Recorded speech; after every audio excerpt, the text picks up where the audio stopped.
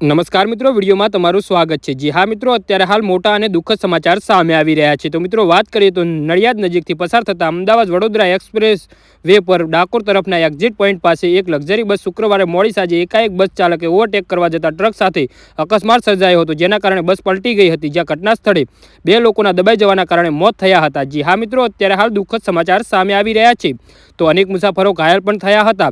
આ ઘટનાની જાણ થતાં જ 108ની 4 ટીમો સ્થળ પર દોડી ગઈ હતી। 108ની ઇમરજન્સી વાહનો દોડાવીને તમામ ઇજાગ્રસ્તોને સારવાર માટે ખસેડવામાં આવ્યા હતા। બસમાં સવાર 20 જેટલા મુસાફરોને નડિયાદ સિવિલમાં ખસેડાયા હતા। બસ અમદાવાદથી પૂના જતી હતી।